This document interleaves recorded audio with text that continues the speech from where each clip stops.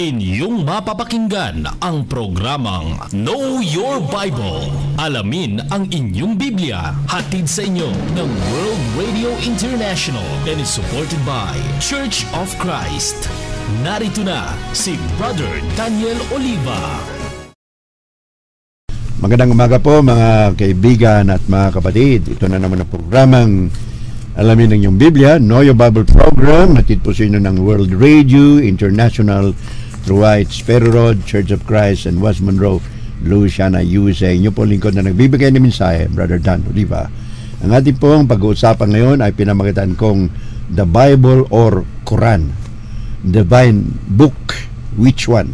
Ang ating teksto, 2 Peter chapter 1, verse 21. In this particular broadcast is intended for February 2, 2025 at ito po ay na-advance natin sa YouTube ng 1 or 2 days before.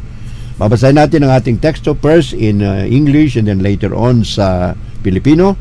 And then we will discuss the introduction, his discussion, and then conclusion. And ang ating mga pagbabati at pagpapasalamat sa ating mga partners and sponsors will be after this message and of course after the prayer. Umpisahan na po natin ang ating pag-aaral. The Bible or Quran, the Divine Book, which one? So alin ang galing sa Panginoon? Ang Biblia o ang Quran? Ano sa palagay nyo mga kapatid? Basahin natin ang teksto natin sa 2 Peter chapter 1 verse 21. Sabi ni Apostle Peter using the new version, WEB. Hindi ko alam yung WEB pero yung Word siguro, Word English Bible, something like that.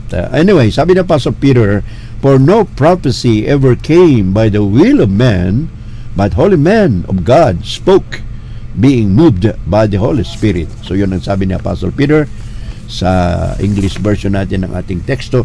Now let's read it in the Filipino version. 2 Peter chapter 1 verse 21, sabi ni Apostle Peter, sapagkat ang pahayag ng mga propeta ay hindi nagmula sa kalooban lamang ng tao, ito'y galing sa Diyos at ipinahayag ng mga taong nasa ilalim ng kapangyarihan ng Espiritu Santo. So yung ating mga teksto sa ating subject matter which I entitled The Bible or Quran. Divine Book, which one? Introduction po muna ating mga kapatid. Billions of Christians and Muslims believe both the Bible and the Quran are divine books.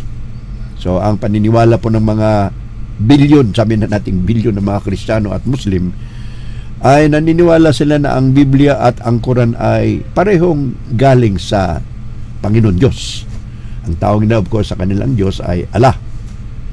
Now the writers of the Bible both in the Old and the New Testament claimed inspiration from God. So yung mga manunulat ng Biblia sa Lumang Tipan saka sa Bagong Tipan ay sinasabi nila na ang kanilang sinulat ay kaloob at inspirado ng ating Panginoong Diyos. So the word inspired or God-breathed sa wikang salita sa English, ang ibig sabihin inspired means pinagalaw sila ng banal na espiritu nang sila ay sumusulat. Pwedeng direct dictation at pwede ring ang idea ay binigay sa kanila at ng kanilang isinusulat ito ay ginabayan sila ng banal na espiritu. Well, on the other hand, the Muslims believe that the Quran was also verbally revealed by God to Muhammad through the angel Gabriel. So ang paniniwala po ng mga kapatid nating mga Muslim, mga kaibigan nating mga Muslim, ang sabi nila na ang Quran daw ay idinikta ng Panginoong Diyos, verbally revealed. So in other words, salita ang Panginoon Diyos kay Muhammad sa pamamagitan ng anghel na si Gabriel. So yun na ating kanilang paniniwala. So sa ating pong pag-aaral sa umagang ito, tatlong parte po ng ating pag-aaral which is subdivided into different parts. The lesson will be discussed in the following manner. Number 1, the history and the development of the Bible. Kailan nagsimula ang Biblia, paano ito lumaganap. So pag-aaralan po natin mga ebidensya, evidences of the authenticity of the Bible. Pag sinabi nating authenticity, it refers to the genuineness of the Bible. Ito ba ay totoo? We'll also study the controversies and objections against the Bible. So mayroong mga kontrobersya, mga katanungan tungkol sa salita ng ating Panginoon Diyos na tinatawag nating Biblia. Number 2, we will also study the history and the development of the Quran. So pag-aaralan din po natin yung Quran, ano? Kung ano ang ebidensya, the authenticity of the Quran. So ito ba ay genuine talaga na dinikta ng Panginoon Diyos sa pamamagitan ng anghel na Gabriel? So pag-aaral din po natin yung mga controversies and objections to the Quran. Ano po yung mga kontrobersya at mga katanungan tungkol sa aklat na tinatawag nilang Quran. And the last part of the lesson, there are 3 parts of the lesson. What are the moral teachings of the Bible and the Quran? Ano ang mga pagtuturo ng Biblia at saka yung Quran? Paghahambingin po natin yan. We'll make a comparison of that. The first one are, what are the main teachings of Jesus Christ? Of course, hindi natin mapag-aralan lahat yan. I will just give a portion of some of the teachings of our Lord Jesus Christ. And the Muslim, of course, they have the 5 pillars of Islam. The word Islam, of course, means peace. So yun po yung ating introduction. Now let's go to our discussion. Sana naroon pa kayo at pakikinggan po natin yung pag-aaral nito. And if you have not yet subscribed to this YouTube channel, Know Your Bible program, we're encouraging you to subscribe and even ask your friends to subscribe para po kayo ay updated sa napakaraming videos na ina-upload natin dito every week po. Every week po meron tayong video na bago. Now let's go to the history and the development of the Bible. Of course, this is not comprehensive, brothers and sisters. This is just a brief history of the authenticity of the Bible. Pag sinabi natin authenticity, it refers to the idea of genuineness of the Bible. What are the evidences that the Bible is authentic, genuine? Well, based on the manuscript, pag sinabi natin manuscript, ang ibig sabihin ng salitang manuscript, literally it means handwriting o sulat kamay. May natagpuan po sa Dead Sea. Doon po sa Dead Sea, may isang kuweba doon na may natagpuan silang mga scrolls. Parang rolls of paper, wala pa pong libro noon. So they were calling that scrolls. Ating scrolls na ito date back to the 3rd century before Christ. 300 years before Christ, and this contained portions of the Hebrew scripture similar to the later copies. So, ang contents po ng Dead Sea Scrolls na natagpuan nila sa isang kuweba ay mga Hebrew scripture, mga nakasulat sa salitang Hebrew, and later on, ikinumpare nila. Inahambing nila ito sa mga later copies na natagpuan din nila at magkapareho po. Yun po ang findings ng mga nakakita ng Dead Sea Scrolls na ito. Well, many early manuscripts of the New Testament, including Greek texts and translation. So, doon po sa mga manuscripts na yan, meron din po sila tagpuan ng mga sulat kamay ng mga scribes ng New Testament o Bagong Tipan. At of course, ang Bagong Tipan po ay nasulat sa salitang Griego at meron sila nakitang Greek text and also translation. So, from the Greek text, tinatranslate po nila yan siguro sa Hebrew, Aramaic at iba-ibang languages po. Marami pong salita ang naisalin ang ating Biblia o sinasabi nilang Biblia. Now, let's go to some archaeological findings. Pag sabi nating archaeological findings, ito pong mga scientists na ito, naghuhukay po sila sa mga different sites or locations na importante, at doon po ay may nakikita sila, may nahuhukay sila ng mga importanteng bagay, at ito po ay pinagbabatayan nila ng tinatawag nilang genuineness or authenticity of the Bible.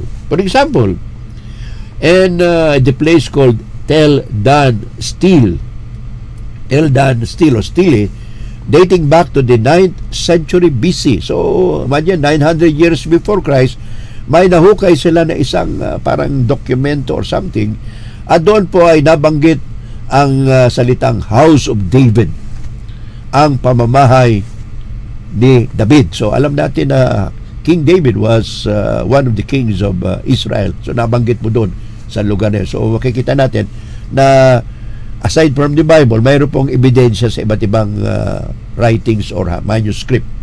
Another one, Misha Steele mentioned the personal name of the God of the Bible, that is in Hebrew, the name of the Lord, representing YHWH. Ang pronunciation po nila dyan, one of the pronunciations actually is Yahweh. Wala pong vowel sounds ang Hebrew language, so sinusuplayan po nila lang tinatawag lang ng vowel sound, so naging yung YHWH, ang pronunciation po nila dyan ay Yahweh.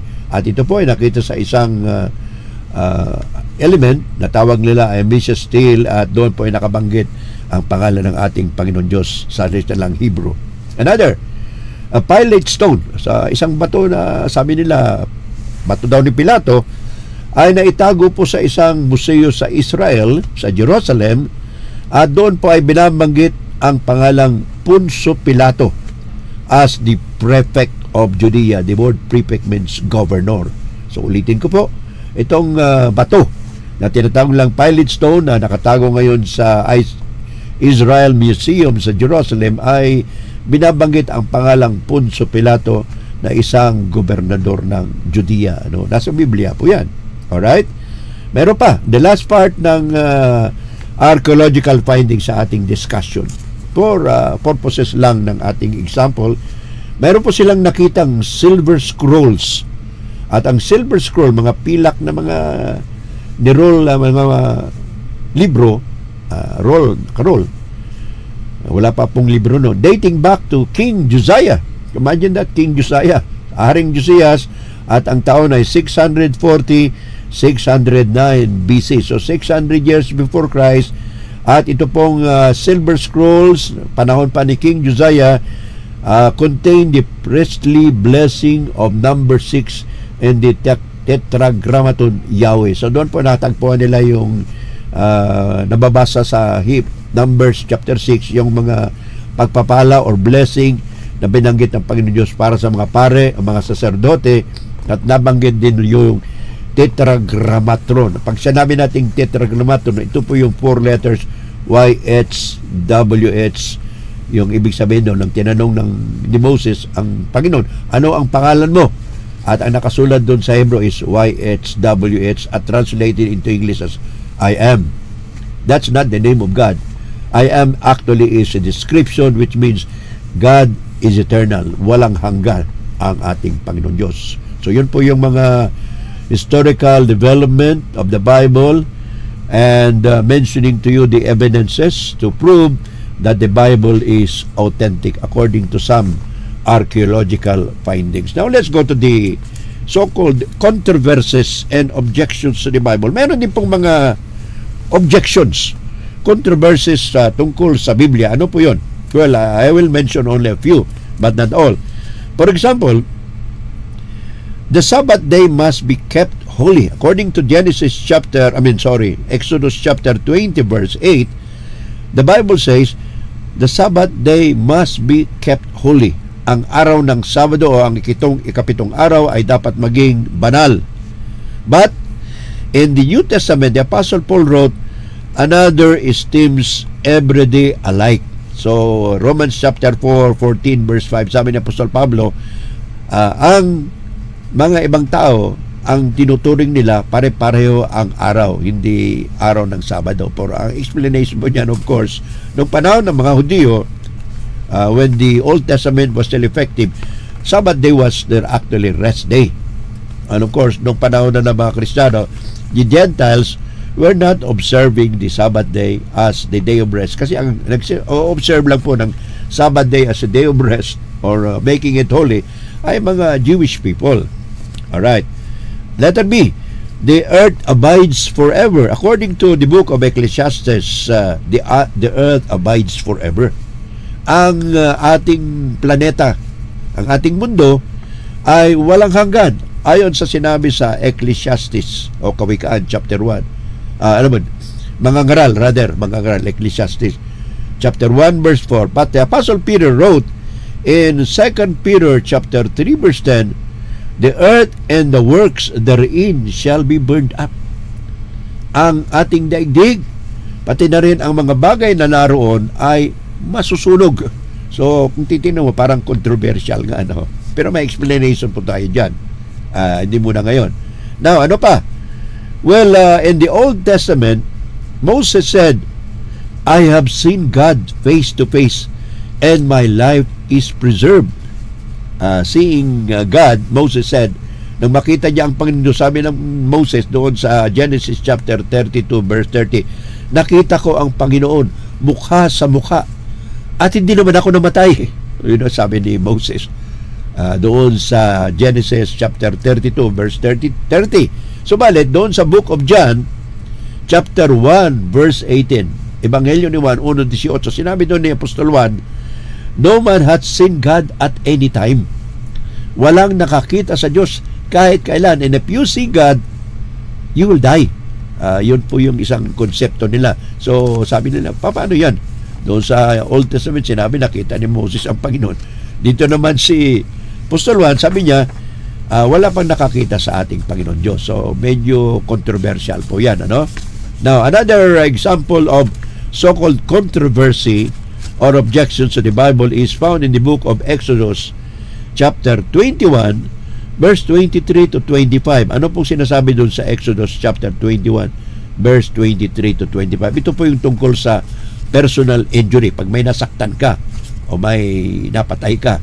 Ano sabi sa Lumang Tipan? Exodus 21 verse 23 and 25. Thou shalt give life for life, an eye for an eye, and a tooth for a tooth, hand for hand, and foot for foot. Sa Lumang Tipan, kung ano yung kinuha mo, kalimbaw, kumitil ka ng buhay, ang ibabayad mo, buhay mo rin.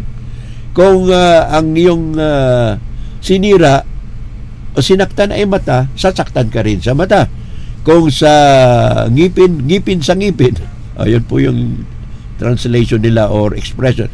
Kamay sa kamay, paa sa paa. So kung ano man ang nabigyan mo ng sakit, doon ka rin sasaktan. Pero yung sinasabi doon sa Exodus chapter 21 verse 23 to 25. Now, in the Old New Testament, rather, our Lord Jesus Christ said in Matthew 5 verse 39, resist not evil. Whoever smite you on the right cheek, turn to him the other also. So sabi ng Panginoong Jesucristo, labanan niyo ang masama. Kung kayo ay sinampal sa kaliwang pisngi, sa kanang pisngi, ibigay niyo yung iyong kaliwang pisngi. Yun ang sabi ng Panginoong Jesucristo sa Matthew chapter 5 verse 39. Okay, so yun po yung ating pag-aaral sa history and development of the Bible, and of course some evidences and some controversies and questions. Now let's go to the second part of our lesson. Ano naman po yung sinasabi ng Quran? Now let's study the history and the development of the Quran. Evidences that the Quran is authentic or genuine. At ito po ang ebidensya na ginagamit nila ay mga manuscripts din, mga sulat kamay na natagpuan nila. Well, it was discovered in different locations, iba-ibang lugar, and one of them is in the Great Mosque of Sana'a in Yemen. So may nakita po doon sila sa isang mosque sa Yemen na mga tinatawag nilang manuscripts o sulat kamay. Muhammad appointed scribes to write down the Quranic revelations. Bakit nagtalaga si Muhammad ng mga taga-sulat para isulat lang yung mga tinatawag nating Quranic revelation, yung mga paghahayag daw ng Panginoon Diyos na naisulat sa Quran. Well, for the information of our viewers and of course listeners, si Muhammad pa ayon sa history is illiterate. Hindi siya marunong magbasa, hindi rin siya marunong magsulat. So nag-a-appoint po siya ng taga-sulat. Ang nakapagtataka doon, didictate sa kanya ni ang Angel Gabriel ang galing sa Panginoon. So paano na-remember lahat ni Muhammad yun? So during that time, ang explanation nila, maring may taga-sulat na si Muhammad ang idinidikta sa kanya ng Angel Gabriel. Yung mga revelation o pagpapahayag na nakasulat ngayon sa Quran.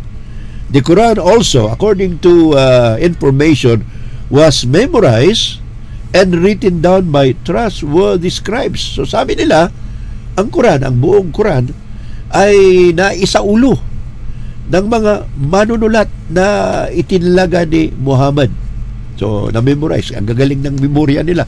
Nasa ulo nila lahat ang sinabi ng Panginoon Diyos kay Angel Gabriel, at si Angel Gabriel sinabi naman kay Muhammad, at si Muhammad dahil salitang anghel, salitang langit, isinali niya po sa salitang Arabic. Yun po yung sabi nila sa salitang Quran, ano? So the Quran therefore was passed down from generation to generation, which they call tawatur. So ang proseso ng pag-transmit from generation, saling lahi, ang tawag nila doon sa salitang Arabic is tawatur. So yun po ang sabi nila, handed down from generation to generation, at ang proseso na yun ay tinawag nilang tawatur. Now let's go to some textual evidences.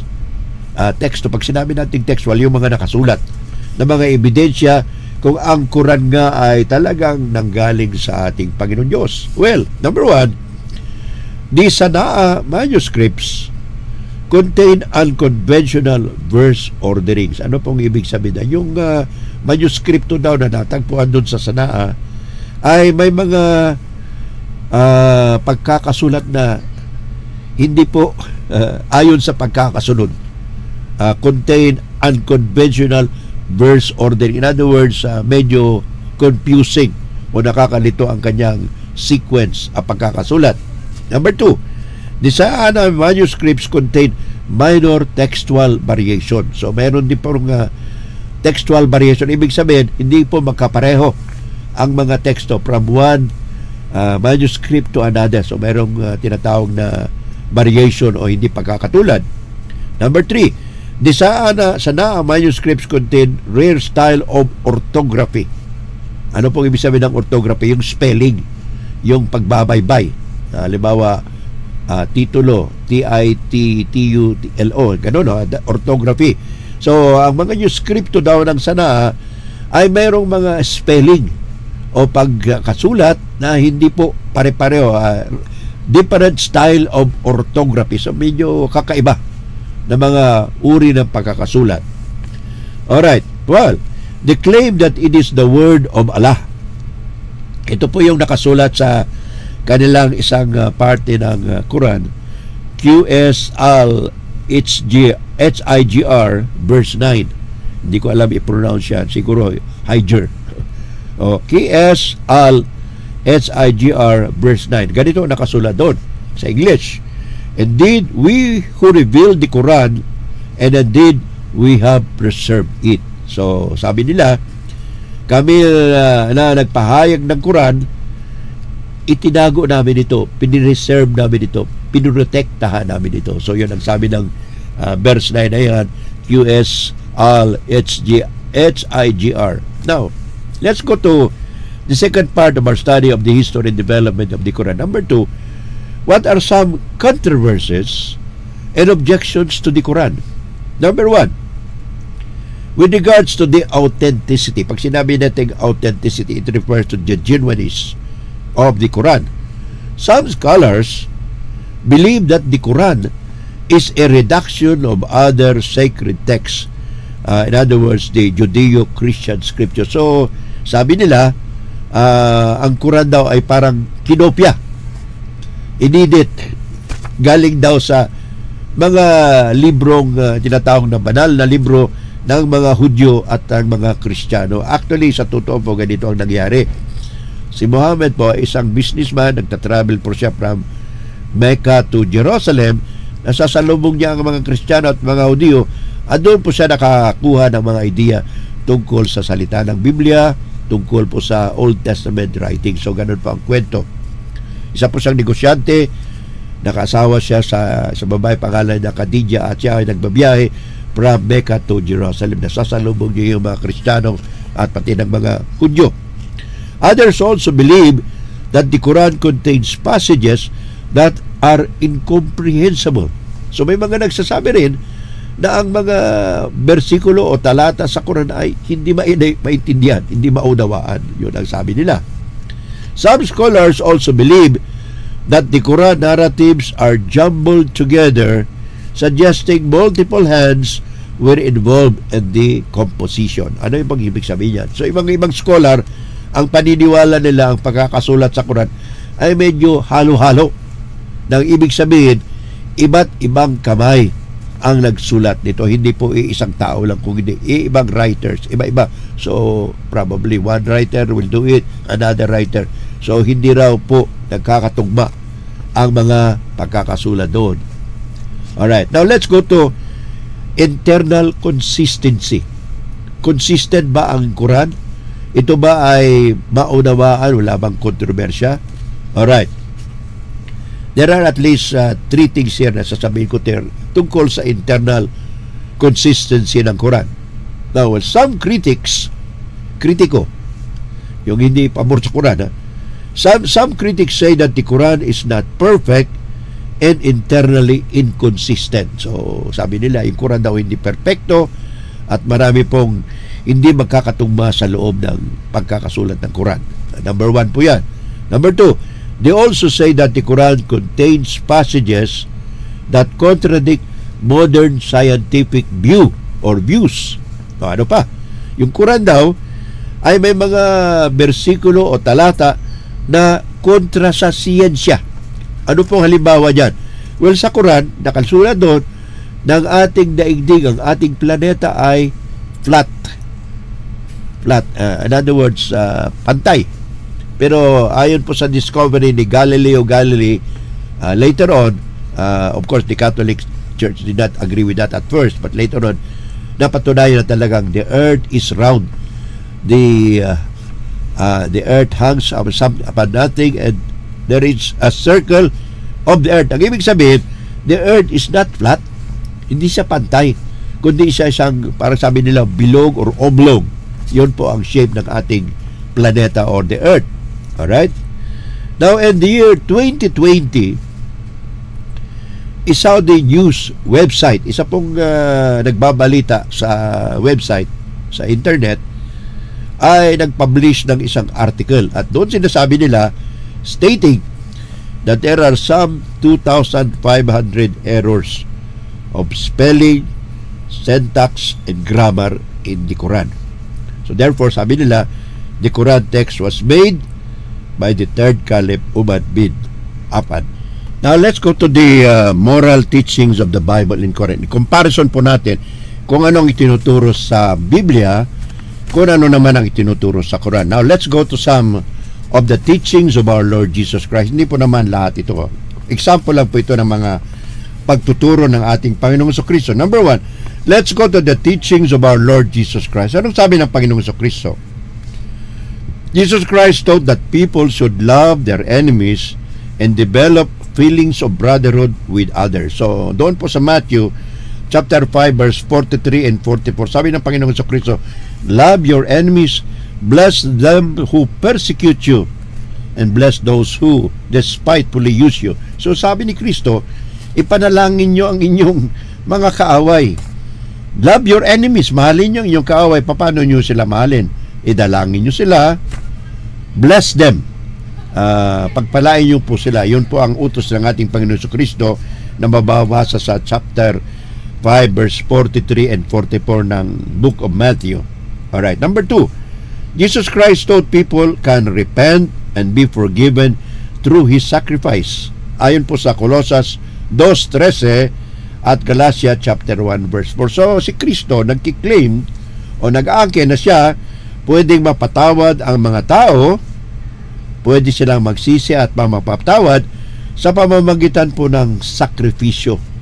Pagpapakamatay ni Kristo, inako niya ang kasalanan ng buong mundo at siya sa pamamagitan sa kanya, pananampalataya sa kanya, maliligtas ang tao. Magkakaroon po ng spiritual salvation ng ating Panginoong Jesucristo, ang mga tao sa pamamagitan ng paniniwala o pananampalataya sa ating Panginoong Jesucristo.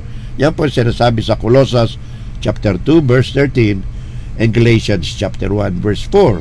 Number 3, Jesus Christ taught that the kingdom of God had come and He is the King. So si Kristo po ay nagturo na ang kaharian Diyos ay narito na. Noong panahon niya, sabi niya, the kingdom of heaven is near.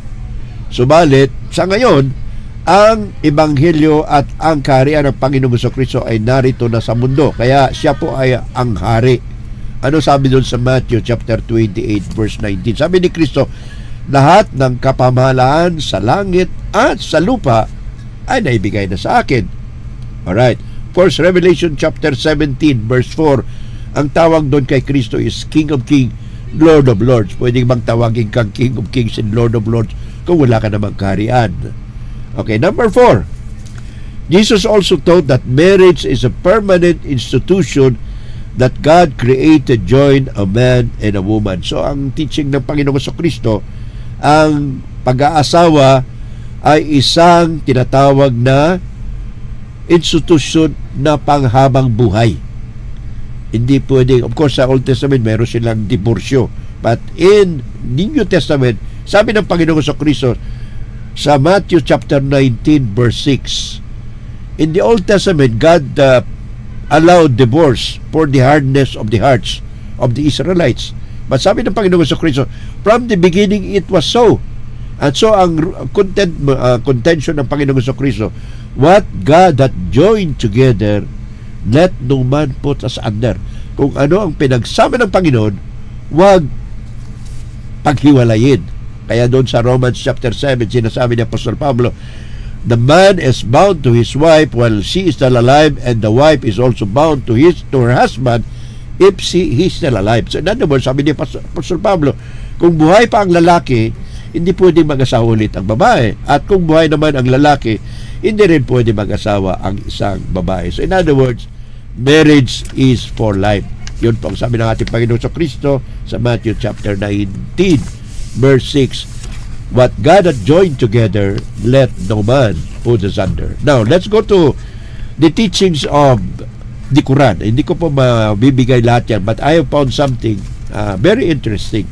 At ito po ay tinatawag nilang the 5 pillars of Islam.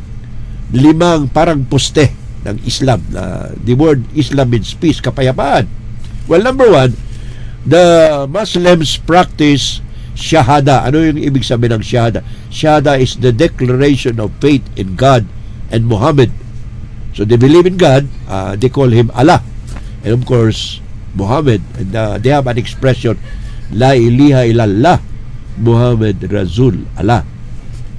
Allah is the prophet and Muhammad is, Allah is God, and Muhammad is his prophet. Number 2, Salat.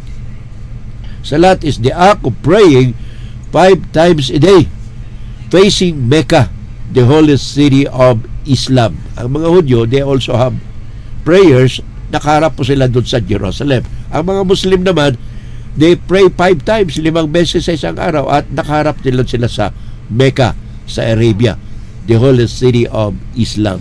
Alright. Number 3, they call it Zakat. Zakat or Zakat, the act of giving alms to the poor and the needy. So, practice po ng mga Muslim yung zakat nila o zakat, na nagbibigay sila ng mga abuloy sa mga mahirap at sa mga nangangailangan. Number 3 po yan. Number 4, they call it Som, the act of fasting during the holy month of Ramadan. Som.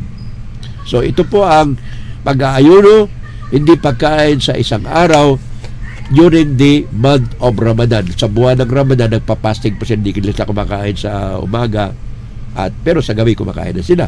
And of course, the last one, they call it Hajj. Hajj is the act of making a pilgrimage to Mecca at least once in a lifetime. So yung practice ng Islam, one of the pillars of Islam, kailangan makapunta ka sa Mecca once in your lifetime, minsan lamang sa iyong buhay. At ang tawag nila yun yung making of pilgrimage. Pilgrim, pupunta ka ron at iikot ka doon sa tinatawag nilang Al-Kaaba.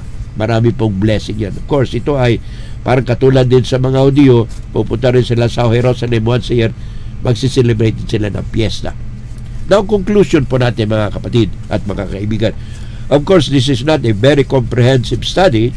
Pwede kayong magkaroon din ng ibang pag-aaral o ibang sources. Marami naman po. But for our lesson this morning sa ibang mga kapatiran, now let's go to the conclusion. Concluding part. What are the claims of Muhammad, the founder of Islam? Ano po yung sinasabi ng Muhammad tungkol sa kanyang sarili? Siya po yung nagtatag ng reliyong tinatawag nating Islam or peace, kapayapaan. Well, Muhammad did not claim to be divine, but rather he was a messenger of Allah. Ayun po nakasulat sa Surah chapter 3 verse 144. So sabi ni Muhammad, hindi po siya Diyos, kundi siya po ay mensahero, isang propeta ni Allah. Yan ang sinabi niya tungkol sa kanyang sarili, nakasulat po sa kanilang Surah chapter 3 verse 144. In Islam, salvation is living a life of good deeds and submitting to the will of Allah. So sa kanila po, kailangan mamuhay ka na may maraming mabuting gawa at magpasakop ka sa kalooban at kagustuhan ni Allah. Yun po ang kanilang paniniwala kung paano maliligtas ang tao, spiritually speaking. Well, on the other hand, Jesus Christ claimed to be divine. Ang Panginoong Jesucristo ay sabi niya, hindi niya direkto na sinasabi niya siya, ako ay Diyos. Hindi ganito po ang sabi niya. Sa Juan 10:30, sabi ni Kristo, I and the Father are one. Ako at ang Ama ay iisa. So, paano sila naging isa? Ang Ama, Espiritu. Kung Espiritu siya Ama, Espiritu rin si Kristo, pero nabuhay siya sa lupa, hindi po siya Espiritu, nakikita siya ng tao. So, that is has to be interpreted in a different way. Another, Matthew chapter 28 verse 18. Sabi ni Kristo, lahat ng kapamalahan sa langit at sa lupa ay naibigay na sa akin. All authority in heaven and on earth has been given to me. In other words, kung ano ang desisyon ng Ama na kay Kristo na doon sa langit, pati na rin dito sa lupa. So that is a very big claim. And of course, the most important claim of Jesus Christ is found in the book of John chapter 14 verse 6. Ano sabi ni Kristo? I am the way, I am the truth, and I am the life. No man comes to the Father except through me. John chapter 14 verse 6. Ulitin ko po. Sabi ni Kristo, ako ang daan. Now, pag sinabi sa English translation or kahit na sa Griego, when you use the definite article di, ako lang, ang ibig sabihin, siya lang, walang iba. Ako lang ang daan, ako lang ang katotohanan, ako lang ang buhay, walang makakaparoon o makakarating sa Ama kung hindi sa pamamagitan ko. Si Kristo ba ay isang Juan? Isa ba siyang propeta? O kaya talagang tunay na anak ng Diyos o Diyos mismo? So, tingnan natin po kung ano nangyari at of course, makikita natin sa Biblia, mababasa natin kung ano mga nagawa ng ating Panginoong Jesucristo.